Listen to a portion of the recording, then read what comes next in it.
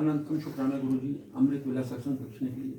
सारी संतों पर मेहर करो, कृपा करो, शुक्राना। संगत जी जय गुरु जी। सत्संग, हम रोज सत्संग कर रहे हैं, रोज अपनी मैल धो रहे हैं, रोज नया ज्ञान प्राप्त कर रहे हैं।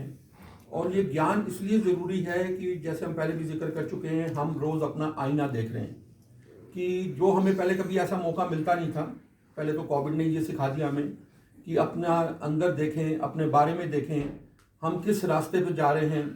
कोविड से हमें ये बहुत कुछ सीखने को मिला और ये एक माध्यम बन गया कि कीर्तन के साथ साथ जो कथा रूपी शुरू हो गया, जो व्याख्या शुरू हो गई, वो हमें रोज़ बहुत बड़े लेसन दे रहे हैं, छोटे बड़े, और बहुत ज़रूरी हैं लेसन। आज का जो महाराज ने बुलवाने के लिए हुक्म किया है, बहुत ही बड़ा प्रैक्टिकल टॉपिक है और बहुत जुड़ा हुआ है हमारे रोज़ की ज़िंदगी में। मैं मेरा। हम जन्म लेते हैं, हम अपनी चॉइस से अपने माँ बाप नहीं चुनते। हम जब जन्म लेते हैं तो हमें नहीं पता हमारे माँ कौन होंगे, बाप कौन होंगे। जन्म आ गया, हमारा हो गया, वो सब महाराज की डेस्टिनी, हमारी प्लानिंग, हमारे कर्माज होते हैं जिसके अनुसार हम परिवार में जन्म लेते हैं। हमारी कोई चॉइस नहीं है हमारे माँ बाप कौन होंगे।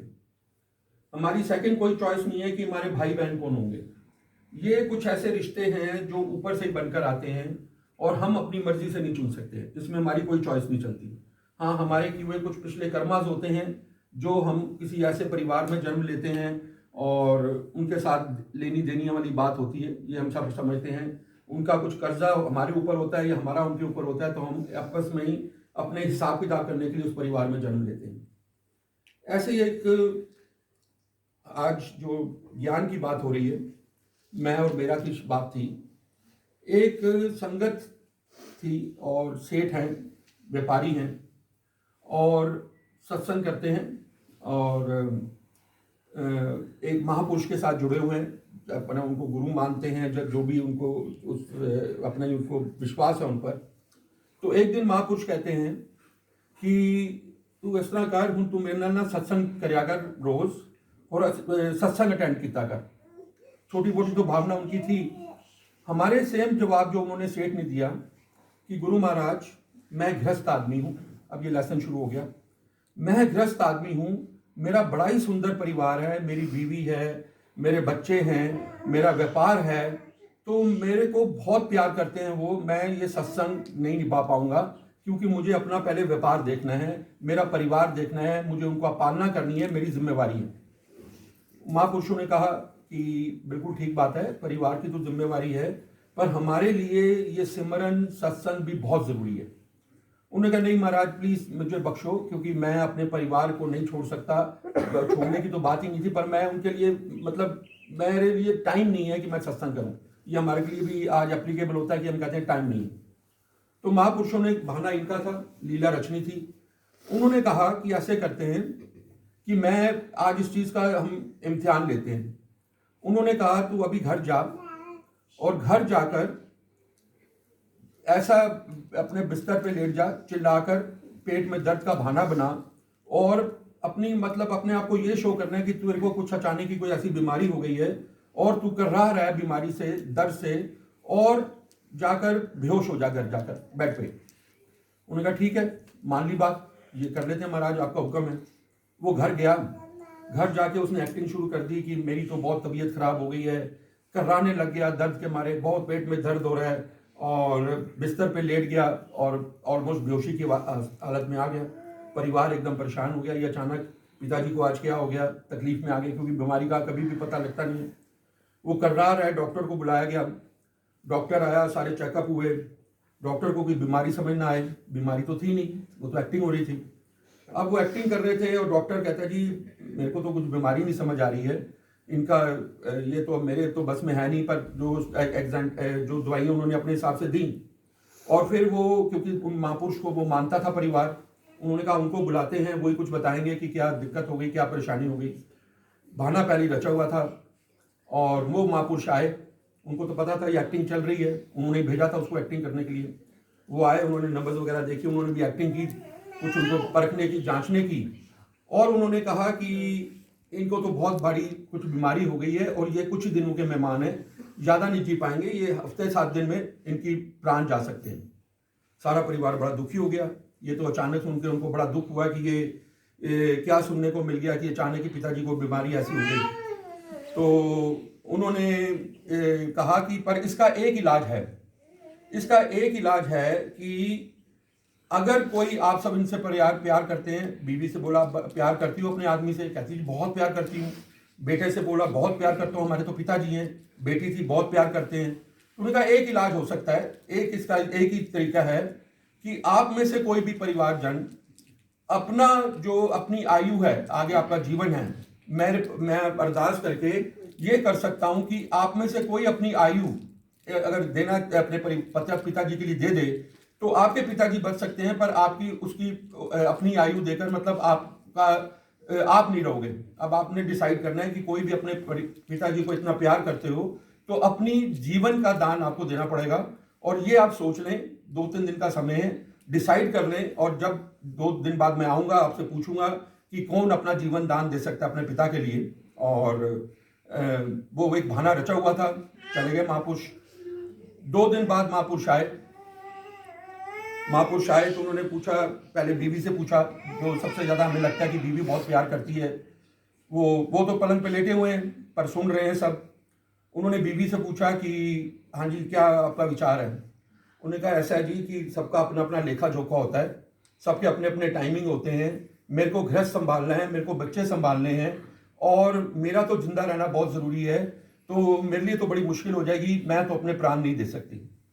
चलो जी, बेटे का नंबर आ गया। बेटे से पूछा कि हाँ जी, आपका क्या विचार है? आप अपने पिताजी से बहुत प्यार करते हो तो अपना जीवन आपको देना पड़ेगा, उनके लिए आप तैयार हो?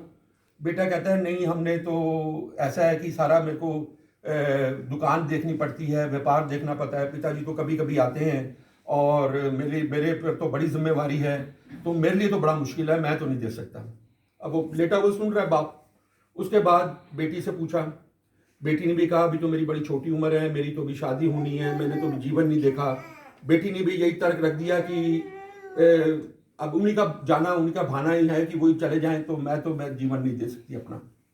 अब जो पिताजी उनके लेटे हुए सुन रहे हैं, जो बार बार ये कहते थे कि मेरी बीवी, मेरे मकान, मेरी दुकान, मेरे बच्चे, जिस मोह में, क्योंकि ये जो हम बहुत बड़ी व्याख्याओं में सुन चुके हैं, ये सब रिश्ते हैं, पर सच्चा रिश्ता तो इन्हीं के साथ है, ये तो हम समझ रहे हैं। ये सब हमारे बनावटी रिश्ते हैं, हमारे सुखों के स्वार्थों के रिश्ते हैं।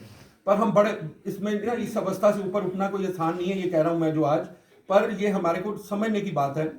अब वो पिताजी तो सुन रहे हैं कि देखो, जिसके लिए मैं सारी उम्र इतना करता मरता रहा और मैं इतना विश्वास कर रहा था कि ये इतना मेरे से प्यार करते हैं, और जब ऐसी घड़ी आ गई, क्योंकि जब ऐसी घड़ी आती है तो हम देखते हैं तो सके संबंधी छोड़ देते हैं, तो अपने परिवार वाले भी कई बार पीछे हट जाते हैं।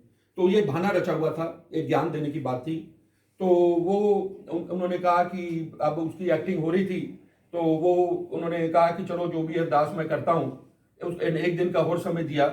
तो अगले दिन जो उनका पिताजी था वो महापुरुषों के चरणों में आके पड़ गया कि महाराज, मुझे तो अब आप सत्संग में ही डालो, और मैंने तो अब सारी उम्र सेवा सिमरन ही करनी है, मेरे को तो ये सब रिश्ते झूठे नजर आते हैं।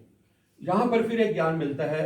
महापुरुषों ने कहा, गुरु महाराज ने भी ये पहले कहा है, हर गुरु ने कहा है कि हमें गृहस्थ नहीं छोड़ना, हमें ये रिश्ते जो हैं निभाने हैं। जो ड्यूटी जिस भी रूप में हमें मिली है, माँ बाप के लिए कल भी बात हो रही थी, भाई बहन के लिए, परिवार के लिए, हमें ये सब निभाने हैं, क्योंकि महाराज ने जहाँ जन्म दिया है। पर उन रिश्तों को निभाते हुए, परिवार में रहते हुए, हमें अपना ये सत्संग सेवा करना है। ये वही बात आती है टाइम मैनेजमेंट की। हमें इन चीज़ों के निभाना भी है, क्योंकि सबसे पहले कर्मा ही हमारा सबसे बड़ा इंपॉर्टेंट है, पर साथ में हमें प्रभु को भी याद करना है, जिस पर्पस के लिए हम आए हैं। अब इससे ये समझ आता है कि हम पैदा हुए हैं, जीवन मिला है हमें। हम बहुत से लोगों को यही नहीं पता कि हमें जीवन मिला क्यों है। बहुत से लोगों को नहीं पता, बहुत विरलों को पता लगता है कि हमें जीवन मिलने का कारण क्या था। खाली ये परिवार पालना नहीं था, खाली ये समाज की सेवा नहीं थी, पर हमें प्रभु से मिलने के लिए मनुष्य जोड़ी मिली। तो हमें इस चीज की कदर करते हुए ये भी ध्यान में रखना है कि जिस पर्पस के लिए, ये हम जब विचार करें कि हम आए क्यों हैं जीवन में। अब बहुत से लोग तो ऐसे ही आएंगे, हम सब देखते हैं, अपना पैदा हुए, अपने परिवार में बड़े, शादियां हो गई, बच्चे हो गए, बुजुर्ग हो गए, चले गए। मोस्टली तो यही हम देख रहे हैं। कुछ विरलों में महाराज की ये बख्शिश होती है, कुछ विरले महाराज चुनते हैं जिन पर इनकी कृपा से उनको समझ आता है कि हमारा इस धरती पे आने का कारण क्या था। कारण ये था कि यही एक मौका मिला है मनुष्य जोनि में आत्मा को परमात्मा से मिलने का, और इस चीज का ही हमें ज्ञान मिलना बड़ा जरूरी है कि हम अपने गृहस्थ में रह के, महाराज ने कभी नहीं कहा कि जैसे पहले ऋषि मुनि संत पहाड़ों में चले जाते थे, गुफाओं में बैठ जाते थे, तप करते थे। सिंपल तरीका महाराज हमें समझा रहे हैं, गृहस्थ में रहिए, समाज में रहिए, अपने कर्म पहले बहुत जरूरी हैं, पर साथ साथ ये सत्संग, सेवा, सिमरन बहुत जरूरी है। तो हमें इन छोटी छोटी व्याख्याओं से ये लेसन मिलता है। तो उन्होंने ये समझाया कि अपना कर्म के साथ साथ ये जरूरी है, क्योंकि यही साथ जाना है। हम बार बार ये सुनते हैं, यही हमारे 2 घड़ियां सत्संग के, जो भी महाराज हमें बख्शते हैं, जिस भी रूप में आप सिमरन करते हैं, आप घर में कर रहे हैं, दरबार में कर रहे हैं, अमृत वेला कर रहे हैं, बड़े मंदिर जा रहे हैं, कहीं पे भी आप जो भी ये समय देते हैं, यही हमारे साथ जाने वाली हैं, और यही सच है, यही रिश्ता सच है प्रभु के साथ। हम बार बार इस चीज को समझ रहे हैं कि सिर्फ इनको ही हमने मानना है, और पर ये समाज के अंदर रहते हुए ये सब चीज हमें निभानी है।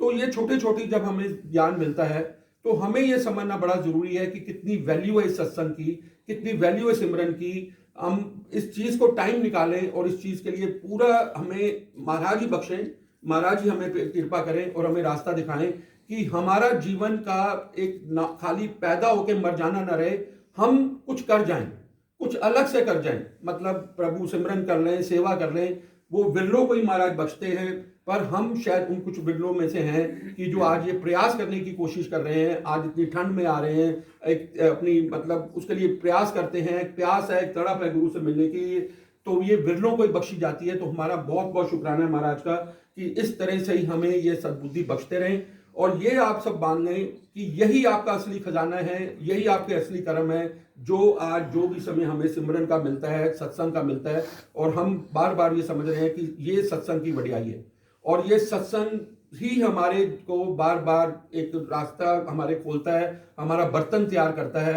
और साथ में हमें ये भी समझा कि खाली सत्संग सुनने से काम नहीं बनेगा, इनके हुक्म में भी रहना पड़ेगा, इनके भाने में भी। जैसे अब परेशानी आई है हमारे गुरु परिवार में, एक अलग से बदलाव की स्थिति नजर आ रही है, पर वही बात जैसे शलभ अंकल ने भी बताई, हमें इस चीज को फेस करना है, उदास नहीं होना है, क्योंकि बैठे हैं वो, उनको पता है आगे क्या करना है, हमें तो नजर नहीं आ रहा। उनका भाना कहाँ है, उन्होंने कहाँ पहुंचाना है, हमें कहाँ ले जाना है, बड़ा करना है, छोटा करना है, ये मर्जी इनकी है। अरदास हमारी सब इनके आगे लग चुकी है, पहले भी लगी हुई है, और महाराज हमें जिस रूप में रखें, हमने उस चीज को निभाना है, उनके हुक्म को मानना है।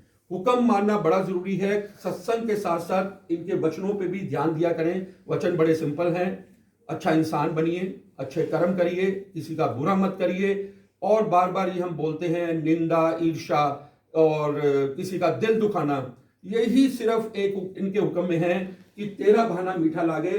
हर दुख को, हर सुख को हमें शुक्राना के साथ एक्सेप्ट करना है, शिकायत नहीं करनी।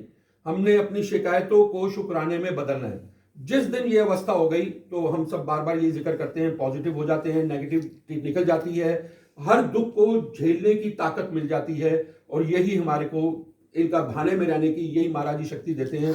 पर हमारा प्रयास जारी रहना चाहिए, और फिर बार बार हम रिक्वेस्ट करते हैं इस रास्ते में और संतों को जोड़िए। पहले भी आपको एक होमवर्क के रूप में हमने छोटा सा कहा था कि बात किया करें, किसी एक से बात करें, कोई गुरु संगत है, नॉन गुरु संगत है, रास्ता दिखाइए, क्योंकि आपके कहने पर अगर कोई रास्ते पर चल गया, कोई समझ गया, तो उसका तो कल्याण है ही, आपका भी साथ में कल्याण है। तो ये सेवा है, इस सेवा को हम सब ने मिलकर निभाना है, और बहुत बहुत शुक्राना महाराज। और आज फिर बहुत तहे दिल से अरदास है कि अब आपने ही रास्ता दिखाना है कि आगे के लिए हमारे लिए आपका क्या हुक्म रहेगा, कहाँ आपने पहुंचाना है। बस शक्ति दीजिएगा कि हमें अपने चरणों में हमेशा जोड़े रखिएगा।